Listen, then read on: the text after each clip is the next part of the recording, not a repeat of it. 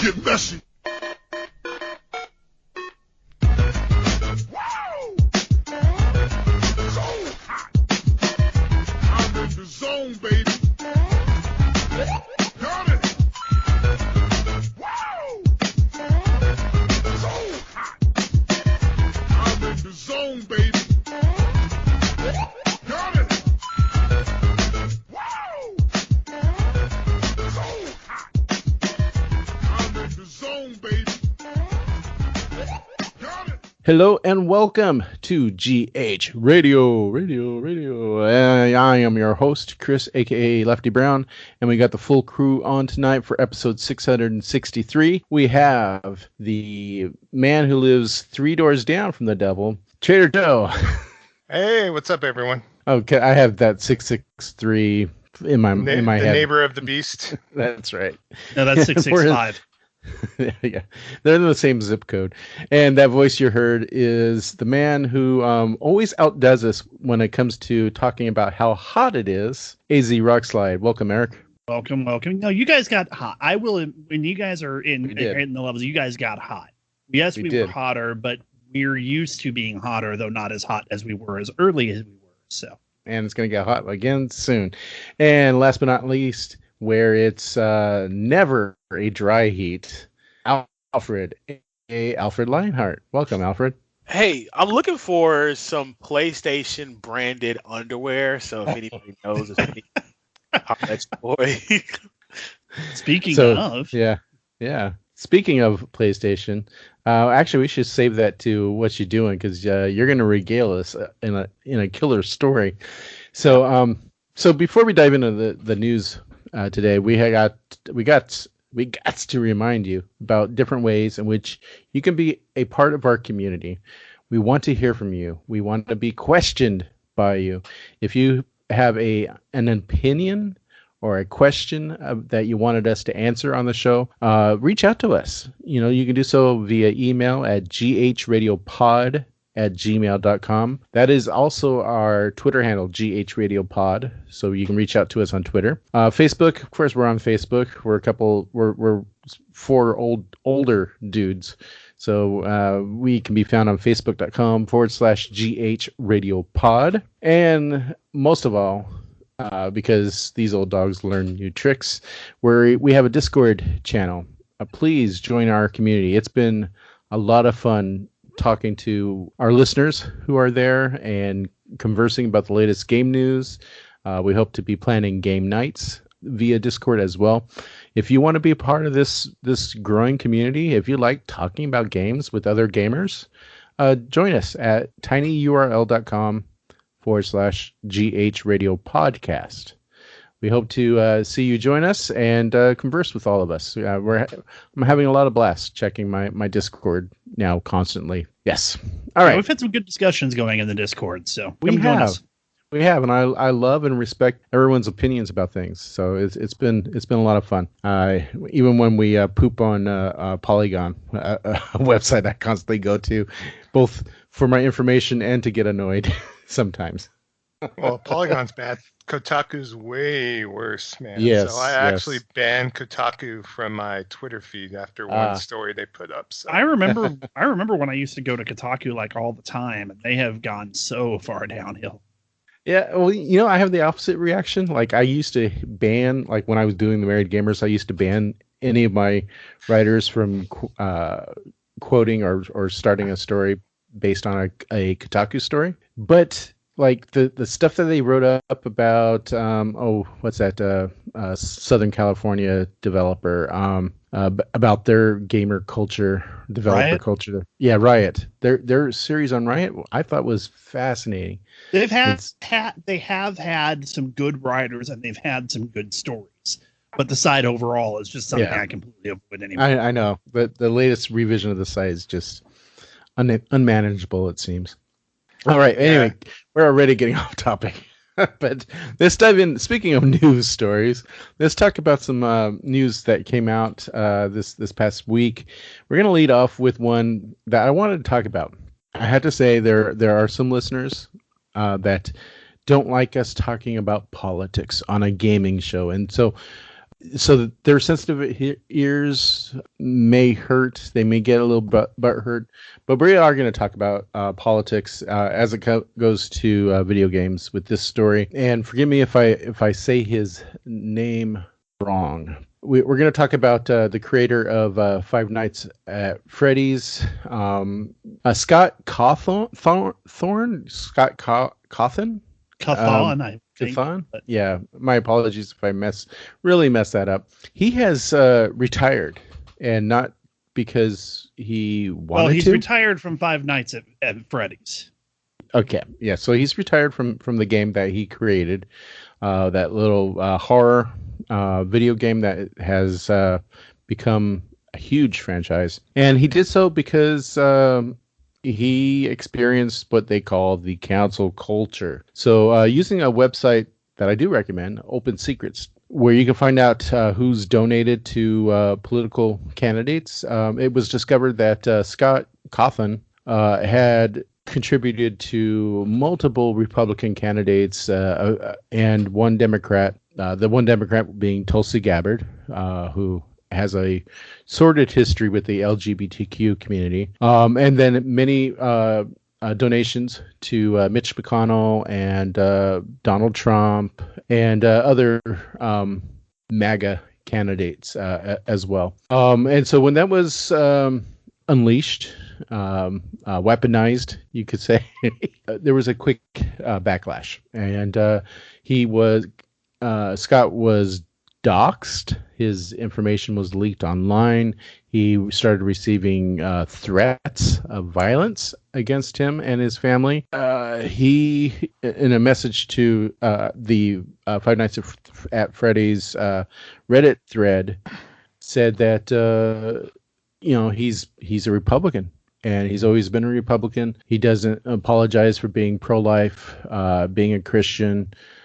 He doesn't apologize for supporting the candidates who he thought would make this country better. And he also said that just because he supported these candidates didn't mean he was anti-science, didn't mean that he was anti-race, various minorities, or anti-LGBTQ. But he has now retired from Five Nights at Freddy, passing along the torch to someone we don't know yet, and is going off to do other things. And so he said that, I want to say his quote here. He said, quote, "All this because I exercised my right and my duty as an American citizen to vote for and to support the candidates who I felt could best run the country for everyone. And that's something I won't apologize for," end quote. So I wanted to discuss this, what you guys feeling, partly because this is something that I've been unpacking for myself, like what I feel about this situation. So I wanted to open up the floor. Why don't you, Alfred, you wanted to jump in? No, I didn't want to go first. Okay. I'll go first. Oh, okay, go. Awesome. It's a bunch of crap. I mean, it's not like the guy committed crimes. It's not like he did anything but exercises God-given inalienable rights as an American to be able to do what he's going to do on there. So for him to have to step away from a series that he has created from scratch, he's a creator of a note, because obviously the franchise is extremely successful because of the fact of him not voting for the quote-unquote right candidate, or taking an incorrect stance in the eyes of some doesn't necessarily. It's just a bunch of crap. It's just a bunch of crap. Yeah. And I am not a MAGA wearing hat person. I usually vote Democrat. I take it or leave it every election. And it's like, the guy didn't do anything wrong. Now, if he's like Jared from Subway or doing something nefarious or something, then God forbid, yes, step away. Step far away. But yeah, that's how I feel about it. So, well, simply playing devil's advocate here. If you believed that because of his support for people like Donald Trump or Tulsi Gabbard or others, diminished or left your life at feeling less than. I mean, we're talking about a president who stopped or tried to stop transsexuals from serving in the military.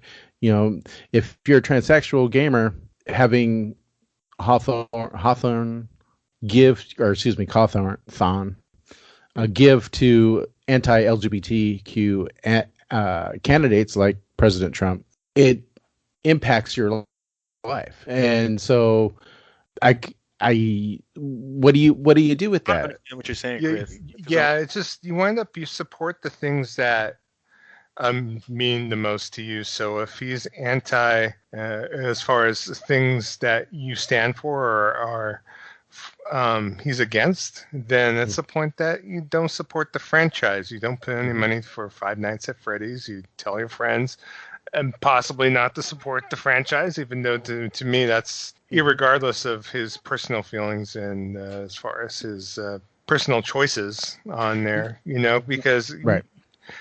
Behind the scenes, without doing research, I bet any major gaming franchise that you know and love probably have people that are Republican or have voted against things that you might stand for and believe in as well, and you just happen not to know it, So, it's just I would say for anyone, just walk the walk, do the best you can in your life of what you can affect. Yeah. If you don't want to support people like that, I'm being honest. It's like, I didn't like President Trump. I didn't care for him at all.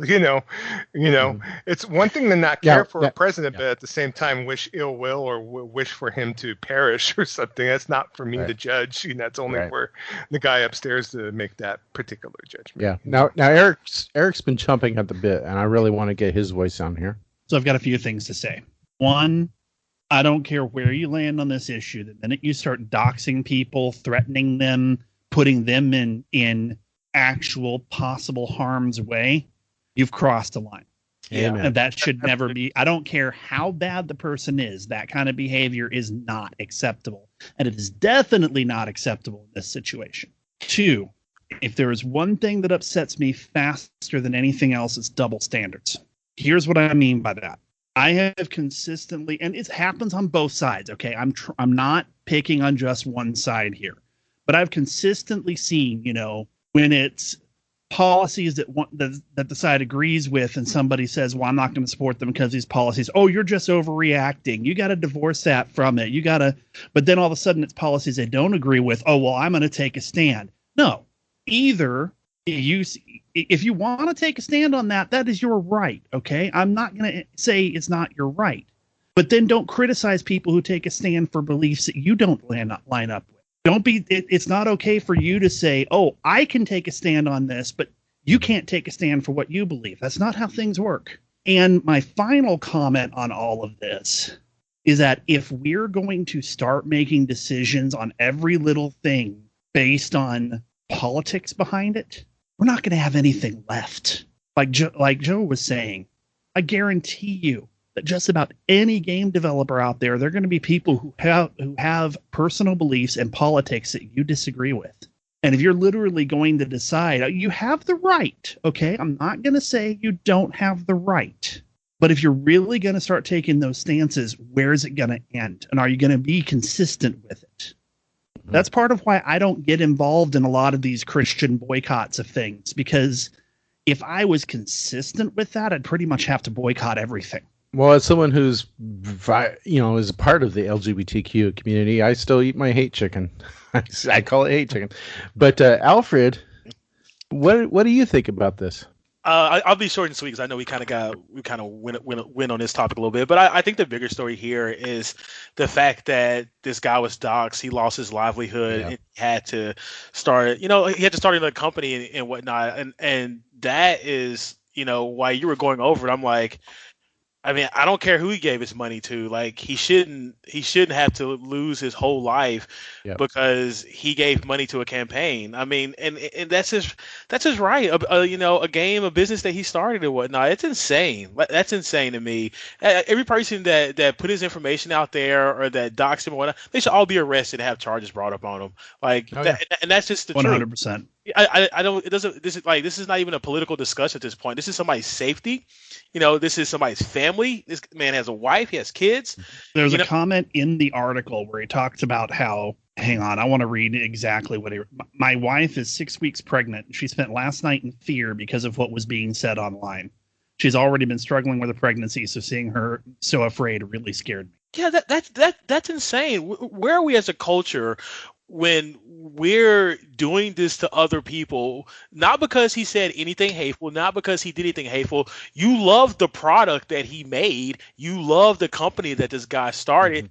You just don't like the fact that he gave to a campaign that you didn't agree with. Okay, I mean, we can all talk about our political leanings, and I don't think any of us gave a crap about this guy giving money to Trump's campaign or whatever. Who cares? That's his choice. And when we get to the point where we're just attacking everybody for differences, like where across the board, and we're lost as a society, and we're dangerously heading to that point. It's subhuman. It's not human. Yeah. Exactly. It is. I mean, even if someone on the other side of the fence got doxxed or attacked, it's the same thing. Imagine see what crap AOC goes through, and the whole. Well, for that matter, in the industry, Breonna Taylor and whatnot. Yeah. So I wouldn't put up. I wouldn't. I tend to be obviously on the much more conservative side in this group. I wouldn't put up with it for the furthest left Democrat to be doxxed. That's not appropriate. That is not. I don't care who the person is. Yeah. Go ahead. Yeah, it's insane, and I mean, I don't think even for this story we don't have to tell who we voted for or our political. We could have just left that out personally, right? Oh, for sure. But I'm not saying that as a negative towards you guys that said your political leanings. Like, I mean, man, we could do a whole show about that. But no, you're right. It doesn't matter which side you lean on. This is inappropriate. Yeah. And I feel that. I feel that way across the board, when it comes to, like, I live in Tennessee. I don't want to say most of my family, but most of the people I know and love probably voted for Trump. I have a small handful of friends who are left-leaning Democrats, but most of the people I know and love and talk to every single day, the people who, when my wife's car broke down a month ago, 3 guys stopped and helped us. I'm pretty sure they were all Trump supporters. They were as nice as can be. And I can just tell by the way the conversation we were having. I didn't have to ask, but I kind of knew what I knew. But so, we have to get back to the point where we're seeing people as people. And I'm not just saying one side, this side, but as in general, we have to get back to seeing people as people and respecting somebody for who they are. No matter, lesbian, gay, straight, whatever, or black, white, whatever. You know what I'm saying? You're human. You're nice. Yeah. I will say, wrapping up this, I guess I get the final word. I will say I fully endorse, like, people, if there was something wrong, fully endorsing, like, if you strongly feel that by this creator giving money to political candidates that impact your life and well-being, that I fully support economic boycotts. I mean, it's a useful tool that has been used to progress the social justice and racial equality in our while we still have a long way to go on that. It has been used with a good effectiveness, and so I wholeheartedly endorse that. For me, I want to have a society in which we can have differences and still talk about them, in which we can view each other as fellow human beings. And this sort of goes against this. I cannot like this man's politics, but I can support his right to express them. And I think that is something that, especially as more and more things go online, and as public information gets more readily weaponized, it's a very dangerous thing. And maybe that's something that we should take a look at on how do we stop those things, but yet allow people the rights to protest against something that they feel strongly against. And if that was the thing that went down, if people decided, hey, I'm not going to support your game or your company any longer, I would support that. I would go along with that because I think Trump and others that this man supported did impact the livelihood and well-being of people's lives. I mean, we saw what Trump said in the 4 years of his presidency, when it comes to the lives of Black Americans, when it came to the lives of LGBTQ. So I totally understand. But when it comes to threatening him, yeah, I think we all agree that cross line. And Chris, who's to say that these people, who's to even say that the people that were doing this, that were doxing this guy and his family and whatnot, who's to even say they were even like Biden supporters or leftists? And I'm not saying this to like scapegoat, like blame. Like I said, they all should be brought on charges, send them to jail. Absolutely. Yeah. But probably Bernie bros. Yeah, right. They could be just people who just want to see the world burn, and they took something as simple as this guy, his campaign donations. Like, you got that much time in your hand, go give your effort to Habitat for Humanity or a food kitchen or something like that. You spending that much time, ruining somebody else's life. These people, they probably didn't even vote. Yeah. We spend too much time tearing specific people down versus building up our society. Anyway, we got to move on. And to do so, we're going to talk about a return of something that I've sorely missed and also a little scared of.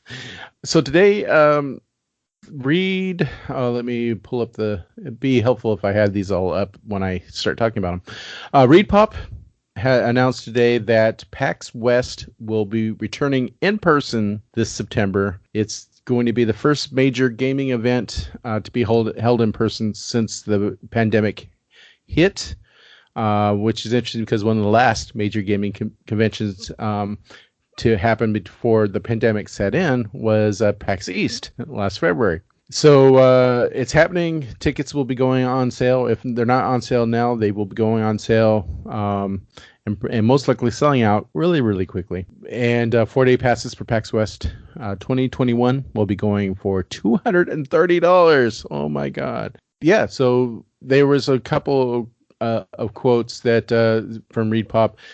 So at this point, they said that approximately 1/2 of U.S. adults have been fully vaccinated, and we've seen other recent events, actually, like concerts and stuff, start to happen, particularly if you're fully vaccinated. And so we're starting to see these old familiar things return. So I wanted to turn things over to you guys. What do you guys think of life returning to quote unquote normal, while we have the Delta variant spreading around, while we're hovering around 60% of Americans who have gotten their at least their first shot, and not reaching that 70% threshold that our current president, President Biden, has been wanting by July 4th. I'm gonna pick on, because you have gone to PAX West. I'm gonna pick on you, Joe. I saw this announcement today, and I sent a message over to Desmond, my fellow co-host on Gaming Vessels, because that's who I went to PAX with in 2019, and we both decided it's just too soon for a con, unfortunately, with the PAX Pox and, the noted closeness of everyone, even though they are going to have reduced capacity with this event. Seeing a game preview and checking out new games and merch, it might just be just a tad too soon on there. So yeah, and it makes me wonder, like, how many game companies are going to want to be there, putting their employees at risk. So it's going to be really interesting to see how that turns out. Anyone else have an opinion? I think I'm kind of the same. I mean, I like seeing people get back together. In fact, I'll mention get together I got to go to last week. It was really good to start to see some sense of normalcy, but there's a difference between, even a group the size we had getting together and doing a full-on convention. I'm not sure we're ready for as crowded and, unfortunately, as we all know, as unhygienic as those gamer conventions can be. Like, in the free play area at PAX, it's like, I can't imagine. I mean, I'll probably be wiped down between each use, but that plus going to, kiosks to play game demos and that kind of thing. It's just I'm out to wait till 2022. I will say they're probably going to be cleaner than the GameWorks that is stone's throw away. When I went there last, when they weren't wiping things down, like, oh no, I'm scared. So that's when you walk in with your own Clorox wipes. Yeah, pretty much. Yeah.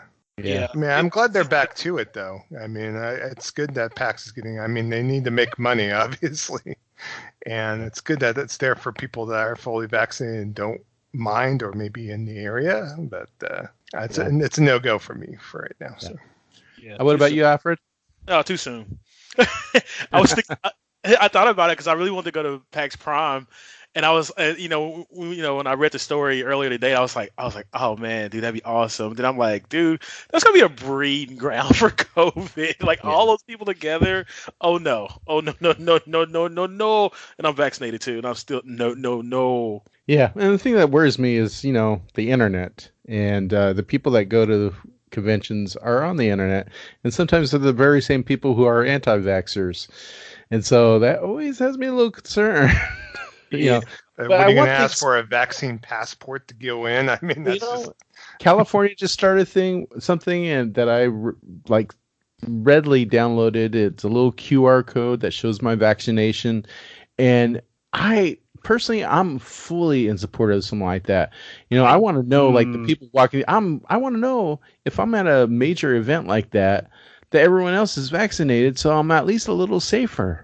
As a healthcare worker, I'm actually against that. And it's a private function. It's a private function. I want to know at this private function that other people are walking around me in close quarters, at least are vaccinated like me.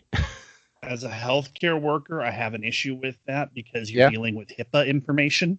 And HIPAA only all it takes is a very slight crack in the system, and all of a sudden everybody's information's getting out there. Here's the thing: HIPAA, if you give it as an individual, you don't. No, it wouldn't be. I'm not saying that's a violation. I'm saying that you're getting information out there that other people can use against you. It's why, like, when people were posting pictures of their cards, I kept telling people, don't do that, or at least cover your birth date. Cover your insurance number. That's information you don't want. If somebody were to call Cigna with somebody's name, birth date, and insurance number, they could get all the information they wanted because that's how we HIPAA validate. Mm-hmm. And people were just taking pictures of their vaccination cards and posting them online. I'm like, no, don't do that. Yep. But I agree. Maybe it's too soon, but man, it just feels hopeful. Yeah. What are they calling it? The hot vax summer. Well, there you go. That's what a perfect way to end your hot vax summer. But then a trip to Seattle with fellow gamers. But So I won't be there. But as much as I love Seattle, but and love PAX West, but it's too soon for close up gatherings like that. All right, moving on. Let's talk xCloud. All right, I think this is another one I'm talking about. So, xCloud, and I'm gladly talking about this because I mentioned it a couple of weeks ago as a possibility, and sure enough, it's looking more and more like that. So, Microsoft said that they will allow Xbox One owners the ability to play Xbox Series X and S games on their Xbox One through its xCloud service. And so, I guess the news was buried in a blog post saying that they plan to release an xCloud app for Xbox One consoles so that you can have a 2013 console playing a 2021 game, a new game. And so, some of these Series X games, like Microsoft Flight Simulator, might be able to play on your Xbox One, through the power of xCloud. So this app is launching for consoles later this year, and I fully support that. I'm not only because I called it, but because it makes sense and it brings a longevity to your original Xbox One console, particularly if you have a good streaming internet. So So yeah, what do you guys think about that? I'll tell you, as slow as trying to install things on the Xbox One can be, being able to jump onto a game on cloud immediately could be very appealing. Oh, very true. I didn't even think about current Xbox One games. Anyone else? Well, it's a good initiative, a good idea. I mean, obviously, they're competing with the Stadias and Lunas of the world as far as getting their games up and available for people that might not make the next gen investment yet. So, or current gen, you should say. So, I'm all for it. I mean, any avenues that play games wherever people want to play, or even current gen games on last gen hardware. Hey, the more the merrier. So, for sure. Alfred, any comments? Yeah, I would like to see the execution of it. So I think it's awesome. Like Joe just said, yeah, any avenue. It's very forward thinking too. Thinking about considering the fact that the consoles aren't as really readily available, that you're still giving people opportunity to stay in this ecosystem, and it actually encourages them to stay in that ecosystem. Microsoft is really being smart just by the way they're the way they're handling this current, like you just said, Joe, the current generation. I'm just impressed. Yeah, me too. And we could continue to be impressed by the xCloud as part of Xbox Games Pass because it's been said that they are starting to roll out the Xbox Series Xbox Series X on the server blades available for xCloud. So we're going to start to see some games load faster and play nicer because of these the Series X servers. So that was exciting news to hear today. But also today we learned that Microsoft has hired a developer from one of my favorite games, Kim Swift, who helped bring us Portal. She is now an Xbox employee, a Microsoft employee. She is now listed as the Senior Director of Cloud Gaming. So previous to her new position, she was over at the Stadia, Google Stadia, as a part of Raymond. What was Raymond's first name? Raymond. Jade Raymond's studios. But now Kim is working Senior Director at Cloud Gaming, creating games specifically for cloud, for the cloud. And so that sounds really interesting to me, because currently right now we have games that were created for consoles and PCs that can use the power of the cloud. But we haven't seen what happens when you create a game that is quote unquote cloud native. They were designed to run on existing, when you're running directly from the cloud, you're going to get faster load times, no need to install or patch games, above average graphics. And so they're hoping somewhere down the line that that's going to translate into a gaming experience that you're only going to get because of the xCloud. I'm super excited to see where this goes. It sounds like some of the, another one of these long-term investments. But I really hope it pays off. What do you guys think about this? Yeah, I feel like we're blowing a lot of sunshine, a lot of green. Let me be nice. I mean, we're kind of praising Microsoft here a lot. I don't know. Yeah. Well, we'll see if it comes to fruition. I like to see what she's working on. We'll see.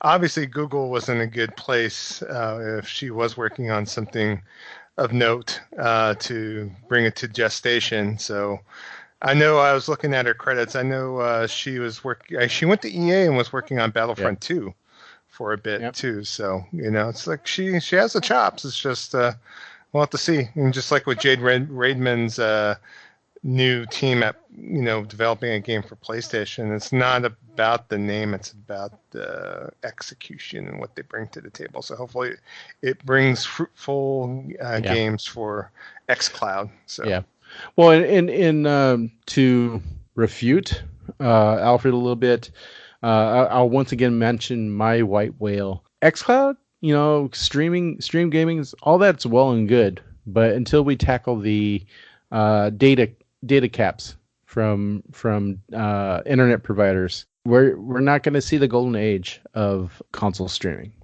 We're just not. No, I agree, and that's luckily, fortunately, I don't have data caps where I live. For very, very fortunately, I mean, I don't know, but it's like I'm just so enamored by by the whole streaming, and actually, like while we're talking, because I just got a new iPhone, and so I was running Hellblade on it, and it just looked nice. And I was just like, man, it doesn't look as good as a console, but it looks pretty dang close to it. And I'm just fascinated at how much they're, like every month I feel like they're adding to the service. Like, before it was just like, oh, it's a Netflix of games.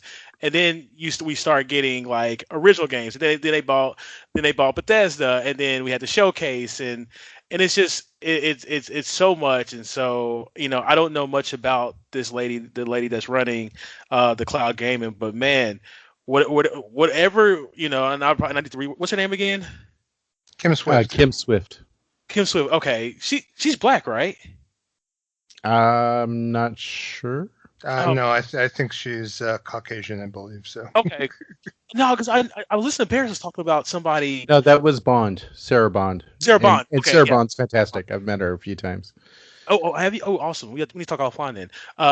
But yeah, so whatever they're doing, like, and shout out to Microsoft, man, having minorities, women, They got ways to go, but they're trying. Yeah, God bless them.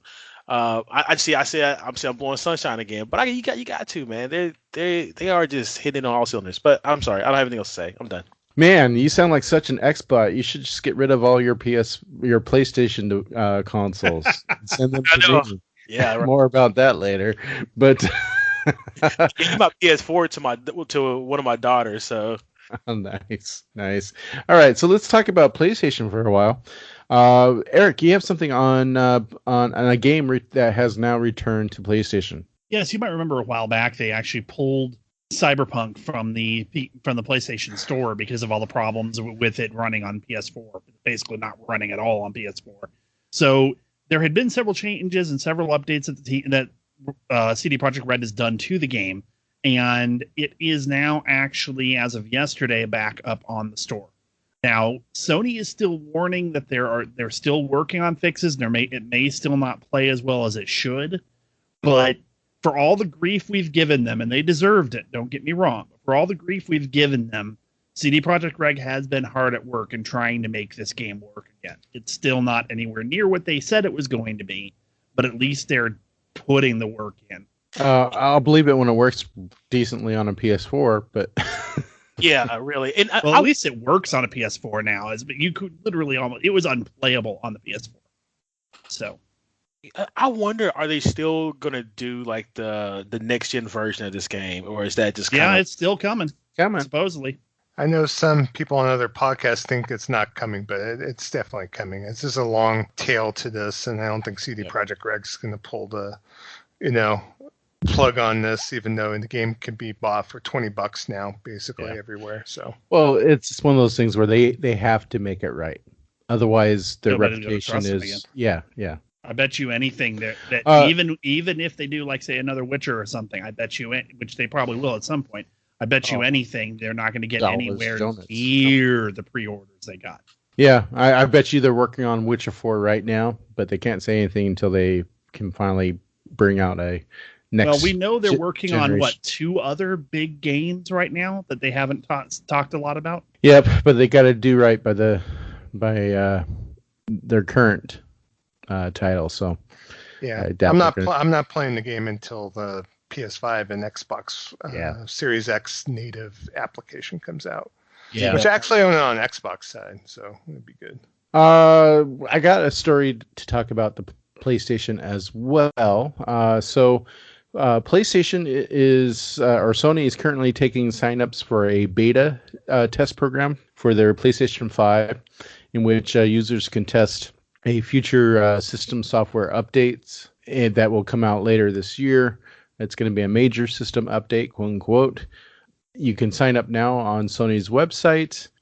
Just keep in mind, just like over on the Xbox side of the street, just keep in mind that this is beta software, and so it may end up giving you a little bit of bugs here and there for some game. You might get game crashes or stuff like that, which I have had multiple times on the Xbox side of the street, being in the skip ahead program. So that is now open. I'll say my piece really quickly. I think that's awesome because it signals to me that Sony wants to do some major things with their firmware, and I have always been impressed by the upgrades that Sony has brought into their firmware over the lifetime of the PS4, with the exception of the whole the groups thing that they had going, or I can't remember what that was called. But not that notwithstanding, I thought all the other improvements that they made over time to the PS4 was fantastic, and so having people test it and respond and talk about or tell Sony about any bugs that might be going only makes their software better when it gets out into general release. So I'm super excited that they're doing this sort of program for its for a selection of their users. Joe, what do you think? Good opportunity for people that want to help Sony test this stuff out. I don't really feel the need to do that. I think leave it up to more people that are more enthusiastic about it to do all this business. So even if I gain like additional features that are currently in beta, I just don't want to deal with the possible bugs and crashes. So that's just me. So yep. Anyone else? My main thing would be that I am hoping one of the first things they do is add 1440p support, which they should have had from the beginning. Interesting. So that's on your wish list if you had a PS5. Mm-hmm. I mean, I don't actually have anything that would run 1440p right now. The monitor I bought recently is only a 1080, but it's a 165 hertz FreeSync, so that's what I was more focused on, more worried about. But it's just really one of those downsides of the PS5. The S will run at 1440, the Series X will run at 1440, the PS5 will not. And that's been one of the downsides since the system launched. So hopefully one of the things they're planning on rolling out here soon is a fix for that. For sure. Cool. I'd like to see the NVMe added sooner than later too. So hopefully they'll figure all that out. Yeah. Because I have a fridge. I've been moving games back and forth. So yeah. Well, I personally hope they put Xbox Games Pass on. No, I'm kidding. Sorry. Before we get hate mail. I'm kidding. Okay, so it sounds like a fan dream over there, Xbox Games Pass on. I already have your fridge. Xbox Games Pass on my Samsung refrigerator. Yeah, there you go. Okay, so we got one last story from Eric about a game that was announced last week from Nintendo. Yes, I'm really excited about. We talked about the Advance Wars 1 and 2 rebooted that's coming, and just how excited I was for that. Just it being the precursors to a lot of the games we play now. So they have announced that it's actually going to have online multiplayer for up to 4 players. And that's great because you could always do multiplayer on the Advance War games, but it had to be on the same, because you're talking about, GBA, eventually DS and all of that, but it basically had to be in the same. I think some of the DS ones, you might have been able to do the proximity gaming, but you couldn't do anything online because the system really wasn't designed to handle that. And so it's nice to see they're taking full advantage of the Switch on that. And I really would be interested in seeing what a 4-player Advance Wars game looks like. Okay. I can't wait, too, because this is on my list of games to buy for 2020 and, 2021, I should say. And Switch Nintendo's kind of brought the heat, so. Yeah, well, they've got 2 that I'm very interested in getting almost as soon as they come out, this and Metroid Dread, so. Yeah. Cool. Are you going to pick this up, Alfred? I'm going to pick up Metroid Dread. I was looking at that the other day, and that looks really good. Are you going to pick Advance Wars 1 and 2 up, Chris? Because this is right in your wheelhouse, so. I don't know yet. You like Wargroove, man. So if you like Yeah. Wargroove, you should pick it up. So that way, You're gonna have to you're gonna have to keep working your magic on me, because I may come over to your side and agree with you, but yeah, we'll have to every week keep checking in. I may change my mind. Oh, I'll have to write Nintendo to see if they could put it on Xbox Games Pass. That way you can play it. Well, there you go. Problem solved. No. Yeah. Played in. All right, so let's move on.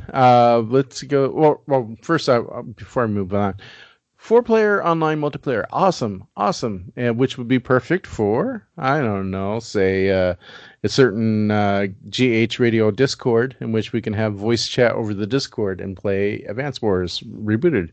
Just saying. It's like they practically created it for our community. All right, let's close out with what you doing. Joe, what you doing? As far as stuff I've been playing, obviously I kind of put Monster Hunter Rise kind of on the back burner. Surprise. What? Yes. I think the last time I played it was almost a week ago. So I have been playing exclusively, for the most part, Phantasy Star Online 2 New Genesis, both on Steam and also on my Xbox Series X. And so I've been getting a lot more use of both platforms. In fact, probably the most Series X I've played in quite a bit of time. Again, I say, what? Yes.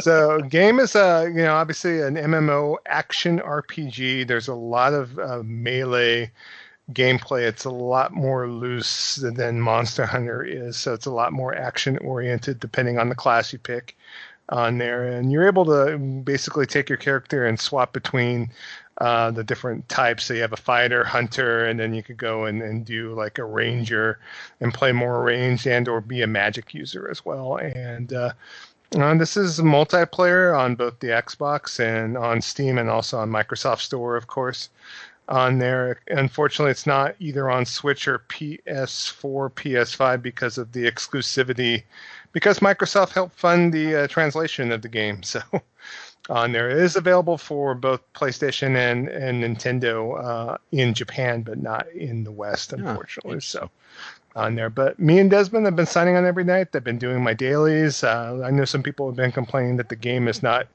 feature rich because it just came out, but I'm not sitting there trying to play 8 hours a day or anything. I've been enjoying it, and I definitely would welcome anyone listening if you guys want to join in and play with me and Desmond. The more the merrier on there. We haven't got as much participation with the Gaming Vessels crowd with PSO2 as we did with Monster Hunter, but I know Kevin downloaded it on his Series X and is going to be trying it in the next day or two. So nice. Yeah, Kevin has a Series X, believe it or not. So I know. And then also played a little bit of Sackboy. Pretty much got a chance to check that out. I enjoyed what I played so far. It's an enjoyable. I would say it's not even as intensive as playing say Super Mario Odyssey. It's more of a relaxed platform, aka like a Yoshi platformer on the Switch or something like that, which is don't mind, whether it misses me with dressing up my Sackboy. I don't know about all that business, but as far as TV, just been watching more baseball, of course. So, and it's just crazy to think about MLB and the whole, Sticky Stuff, the band that just got placed as of yesterday. And so we'll see how that rolls on there. I know tonight that Joe Girardi, the manager of the Phillies, pretty much called a in-game mound check on Max Scherzer of the Washington Nationals, and he just went ape crap, basically throwing his mitt and was challenging the manager to a fight. So just I am unfamiliar with what's going on there. They've been doctoring the balls. Yeah, they've been doctoring the balls with substances, and so it's gotten to where they're using stuff like spider tack to get better spin on the baseball. And my goodness. Baseball has basically, some players have said they pick up a ball up in the outfield and it's sticking to your hand. Oh, wow. This is just the Phillies or other teams? No, this has been across. It's rampant with all the teams, basically. Oh, wow. The thing is that they've made more and more substances that's harder and harder to see that they're putting on it. So yeah, interesting. Yeah, a lot of them are using a combination of sunscreen and rosin, and then it got real crazy with even more stuff. And they said some teams even hired chemists to create substances. So and so the fear is that if you only allow, they were talking about allowing only certain allowed substances that teams would hire people to try to bend the rules even more. So they're going for zero tolerance on it, unfortunately. So, which they should. I mean, you shouldn't be adding anything to the balls. I'm sorry. It's just instead of chewing tobacco, the pitchers start eating cotton candy before. Well, there's a baseball in Japan that's a little bit more sticky, and so I think there's a good a good middle ground that they could have by actually affecting the ball itself. Interesting. Yeah, so we'll have to see how everything rolls. So. All right, Alfred, what you doing? I finally got a PS5. Well, actually, I don't. Tell us about this story. I've been following Jake Randall and I'm sure, I guess a lot of people probably that listen to the show, you probably know who he is. Joe recommended him to me, and like he's a guy who helps people find PS5s. I learned that he had cystic fibrosis, and even on some of his streams, he has a hard time like breathing and whatnot because cystic fibrosis affects your lungs, and he's just kind of dedicated his days and his work to helping people find PlayStations and whatnot. And it's really I've been following for a few months now and had a lot of like bad luck trying to get one, and you guys heard me complain about it, and it was just really tough, but really weird. Now I'll make it quick. I guess it was Friday, this past Friday. I got on the stream. I almost got a PlayStation from one place. I can't remember where it was. And then Walmart had another drop. I just stayed on the site, because they had two drops, and then they had another drop, and Jake was doing a live stream, so me and my wife I had the live stream going on the TV, and I had the tablet, my phone in my hand, and so it was this drop, and it seemed like it was a big drop because a lot of people got PlayStation 5s in that drop, and so I think like Jake started coughing because he was just kind of having a hard time, and then in the chat, the YouTube chat of the live stream, a lot of people had got PlayStation 5s when that dropped. I mean, usually it's like a handful of people, and this is every week we're trying to, same people are trying to get, PS5s. A lot of people had got PS5s. So all these people, so Jake Randall started saying he got so excited because people were like, thank you so much, and he was like because some people were being mean to him in the chat. The majority of people weren't, but some people were.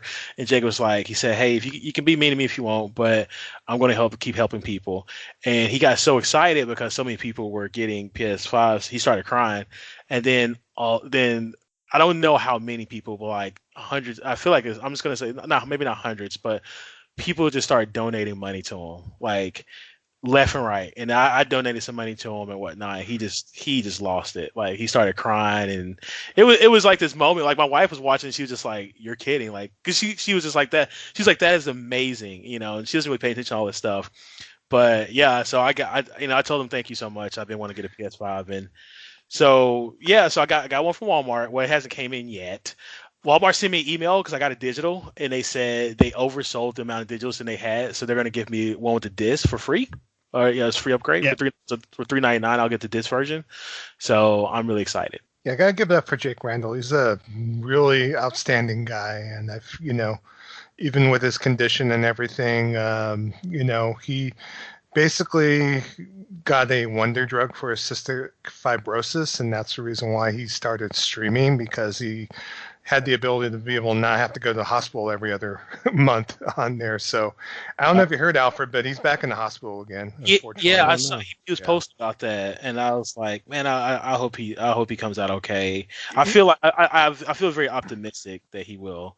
Yeah, he kind of explained it on his most recent YouTube video that he just goes in to get kind of like a checkup, and because what cystic fibrosis does is it puts a lot of fluid in his body on there, and so they have to basically treat him to get all the fluid out and also to repair any damage he might have done to his lungs by coughing really hard and that kind of thing. So, and says that he's not going to die or anything by going to the hospital. He's just basically going to go in and get treatment, and hopefully he comes out A-okay on there. So we'll hope the best for him, but I kind of feel for that guy too. He's just a really upstanding, very positive person, and you just gotta kind of give him kudos on there. I picked up a PS5 on Friday too for a friend of mine, so that's my 5th one. So oh my goodness.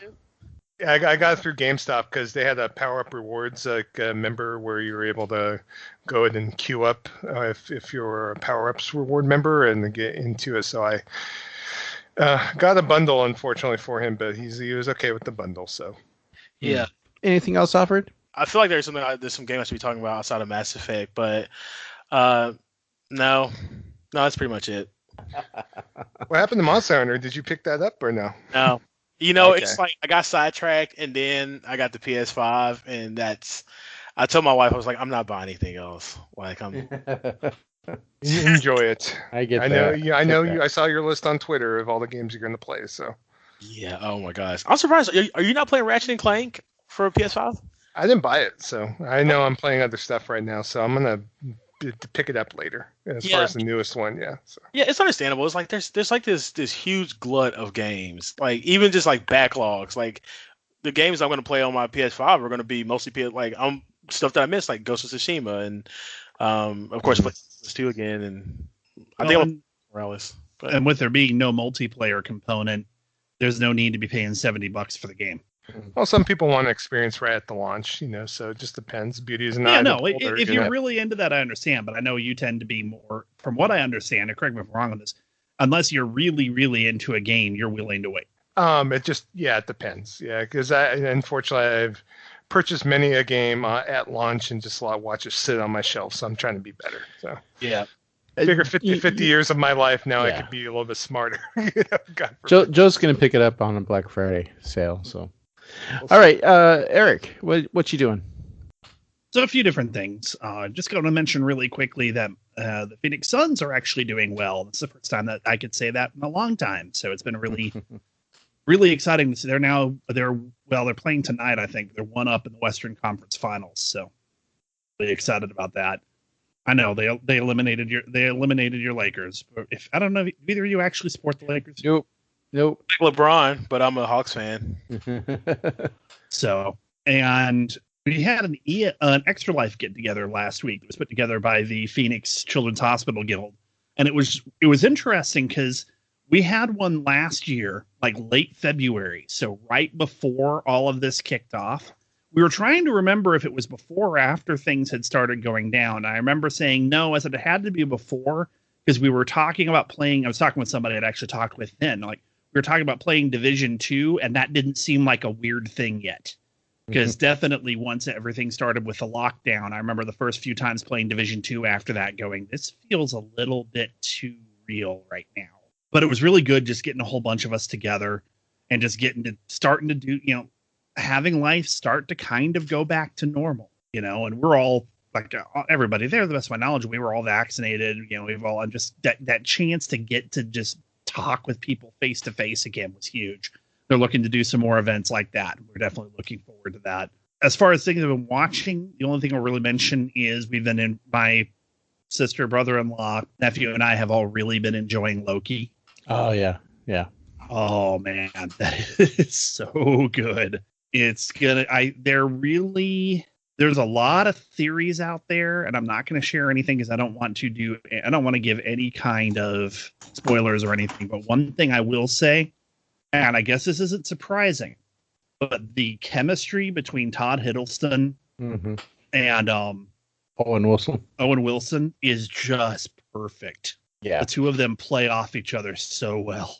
Yeah. So I'm really liking where that's going.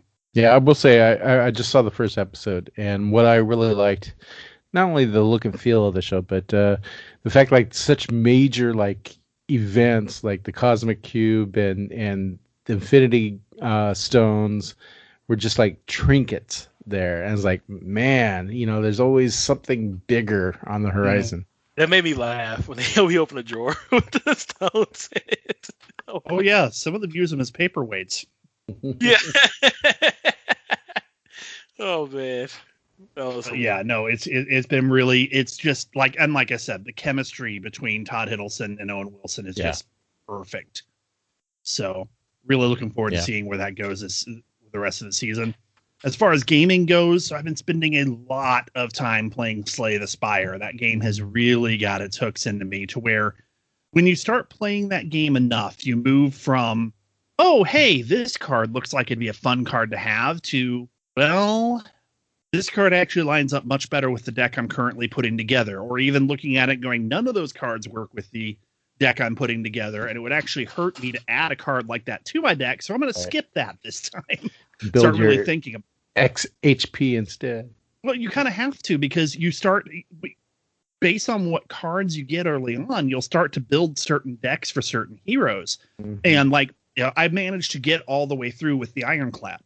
And part of the reason for that is because I very specifically tailored the deck to be a strength deck so that I would just get to where I was hammering enemies and doing massive damage every time I attacked them. But I had to tailor the deck specifically to get that way, because if I added too many just random cards, then I'm not drawing the cards I need to actually make him the warrior that I needed him to be. Now I'm trying to get all the way through with the Silent, and I'm finding my best decks for her tend to be the poison decks, because once you start poisoning enemies, you can start eliminating them very quickly. Ah, interesting. But there's a lot more meta to the game than you imagine, because... And like I said, there are times it's going to be in your best interest not to take one of the cards that's being offered you after you beat an enemy, because it will actually, all it's going to do is add another card that could be between you and the one you really need. Really getting into that, like I said, I did get to dive back into Sea of Thieves this weekend. I had some friends who were wanting to get back into it ahead of the Jack Sparrow edition that they're doing, which I just downloaded it today. By the way, if you haven't looked, this is not like some minor thing. They have done a lot with this update for the Pirate's Life. But we were having so much fun. It's like that game is just so much fun to get into now. And I remember when it first launched, you could make your own fun if you had a crew and all of that, but otherwise it was just kind of like, And they have added so much to it. It is just so much fun to play now. And then one of the things I really like is when you go into the stories that are going to be a part of a Pirate's Life, you're going to be in a separate area with only your crew. So other crews aren't going to be able to mess with it at all. And nice. I think considering what all they're doing with it, that makes sense. Played a little bit more Risk of Rain 2, still loving that game. And then a few things that have tied into the backlog draft that we did with Good for Gaming. I have given up on one game. It's funny. I used to really enjoy Rogue Legacy, but so many other games have taken that formula and, in my opinion, done a much better job of it. One that comes to mind is Dead Cells, which is far superior game, in my opinion. So much so that I just can't get back into the game, and I had to start all the way over. If I hadn't had to start all the way over, maybe I would have kept going. But having to start all the way from the beginning and realizing that I'm just not in love with a lot of the mechanics of this game compared to others that have done the whole roguelike platforming, I basically abandoned it, and I'm going to be moving on to the other game that got tied for votes, which is Octopath Traveler, which I've been really enjoying. But I did fire up Control last night, and I did start over with that because I'd gotten a ways in, and I knew that I'd be better off starting from the beginning again and just refamiliarizing myself with it. And one of the things I really like about Control is they added an assist method to the game now. But instead of doing like you can pick to play on easy, or you can play on medium, or you can play on hard, or what they've done instead, and I really like this setup. You turn on assist mode, and then you can turn on different things. Like you can turn on an ability so that you don't have to be 100% accurate with your guns. Like if you get relatively close, it's going to count it as a hit. You can put another one on that will snap to a target every time you aim. I actually took that off because it would snap to them when you first aim, but it wouldn't track with them very well. So I was just like, yeah, that's not working well. But then you can add, you can choose exactly how much you want to reduce your incoming damage, exactly how much faster you want your energy to refill, how much more ammo or more health you want to see appearing in the game. So that or not ammo, because ammo regenerates, but you get to set the level you want to play instead of picking these arbitrary difficulties. And I think that's a really cool concept. And I kind of like to see other games add that kind of thing to it instead of just because one company's easy is somebody else's medium, or like with Halo 2, heard a lot of people say that, no, Halo 3, I think I've heard a lot of people say that Legendary is easier than the next step down, which seems really odd, but for some reason they feel that's really the case. So I like this way of doing it. And the last one I'll mention kind of tied into this. So one of the guys in the group got drafted Division 2, and he has it on Xbox. So I'm probably going to be joining with him starting tomorrow night. And I want to mention, if anybody's interested, post in our group on Discord, and we can try to hook up and get more people into. The more the merrier. So I know he would love to have some more people play along with him on that. So cool. All right, leaves me non-gaming stuff first. I already discussed Loki. I am also catching up on Star Wars: The Bad Batch. I'm really liking that.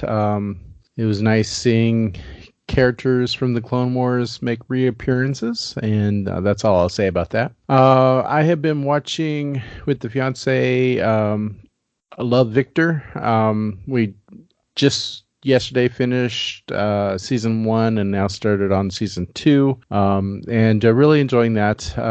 I can speak more on that, but I'll just mention briefly, I like how it touches on a whole bunch of things, mental health issues, various different ways, or areas in lifestyles that gay people can live, and just the domestic life of coming out in a household that may not be as supporting as the one in Love, Simon, which is set in the same universe. So I've been enjoying that, and I will mention that I went to my first movie in over a year, and the family and I saw In the Heights, the Lin-Manuel Miranda musical, and I really enjoyed it. And it was good. And man, I missed the smell of popcorn so bad.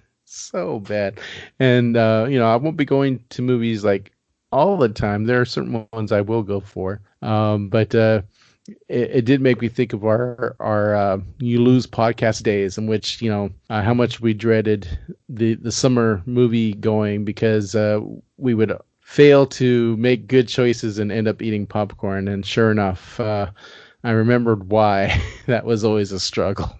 But yeah, I enjoyed it, and there was good spacing in the theater that I was at. So, I went to one that had reclining chairs, and it was nice. So, as we talked about earlier about things coming back to normal, that little taste of normalcy felt really, really nice. So gaming-wise, Rock Band 4, I can continue to play, this time mostly without the family, just playing some bass on my own. Then just a lot of Mass Effect Legendary Edition. I need to get back into that. I wrapped up Mass Effect 2, and ended up romancing what is his name? Jake, right? No, the African American character. Jacob. And also, of all three, all people, and it's continuing in Mass Effect 3, Garrus. I romanced Garrus. I couldn't be more excited about it, because all the other times I played Mass Effect, I had female to female relationship sexing, I guess, sexy times. And so this time out, I was gonna do female, because my Shepherd, of course, as should be, is the female character, and so this time out, I was trying to do female to male relationships. But I will say, Mass Effect 3, after going straight, finished off Mass Effect 2, straight into Mass Effect 3. Man, it's so wildly different in gameplay wise than Mass Effect 2 that I felt confused. It's how do I play this game? And throwing grenades is you had to go to the power wheel to throw a grenade, and so it has its good parts and some bad parts to it. The good parts to Mass Effect 3 is it's more storytelling, action story oriented, and I liked that. But yeah, some of the choices on how the gameplay works and the UI got a little bit confusing, particularly since they don't have a good way to show you, like, if you want to throw a grenade, this is what you do. So I had to go to search engines to look things up, which is never a good sign if you're a game developer. I will say, I should be able to find everything I need to know in your game, more than likely in your settings. But anyway, so I'm enjoying Mass Effect 3. I'm still early in on it, and yeah, it's just disorienting after finishing off Mass Effect 2. All right, with that, we have come to the end of the show. This has been episode 663 of GH Radio. And do any of you three have any last comments before I wrap things up? Gaming Vessels has their most recent episode out a couple days ago, so we kind of break down the remainder of E3, Nintendo, and kind of go into the Guerrilla Collective and also the Day of the Devs for you indie loving people on there. And so just come take a listen. I think at the end I was going off the heezy a little bit. You imagine me unplugged or triggered. So I definitely was out of my own skin, but it happens sometimes. So nice. I have to give that one a listen. We'll definitely be playing Dark Alliance too on there. So I'm going to take a look on our Twitter account, Gaming Vessels, and join our Discord. And we'll equally invite you guys. In fact, we should probably do Dark Alliance play through together if you guys are interested. So. Okay. I've heard you might want to wait a little bit. Apparently, it is not playing very well right now. Oh, I know. I read all the reviews, but good, bad, and different. We'll see. Coming in hot. So. All right. Anyone else? I want to say, for those who didn't get to watch it, I really thought Paris did a good job with the Xbox Extended presentation for E3. Yeah, he nailed it on the head. He nailed it. He did phenomenal. He did. Yeah, congrats to him. He's in the danger zone. So, can I tell a Paris story? I know we're long. So back in the, so I've known Paris for a while, and I was at a gaming event in Dallas, Texas, with Paris, and he and I were roommates. So I snore. That's putting it lightly, and so I'm asleep. And I just get woken up to Paris standing over my bed, looking at me, and just saying, I can't remember now, but like, dude, you gotta do something about your freaking snoring. I'm wearing headphones. And I can still hear. There's nothing like waking up to a very big person, like well muscled and all that, screaming at you at 2 a.m. So I ended up spending the rest of the morning in a chair upright to avoid snoring. Oh, wow. Mostly not because I was scared of Paris. He is the nicest guy I know, but mostly because we were friends. I wanted to be polite towards him. But yeah, that was one of the funny parts of my life in knowing Paris. But big congrats to him. All right, so that does bring us to the end of the show, episode 663. I have been Chris, aka Lefty Brown, and this is Trader Joe. This is AZ Rocksled, and this is Maverick. And thank you so much for listening, and we will be chatting in your ears next week. Peace.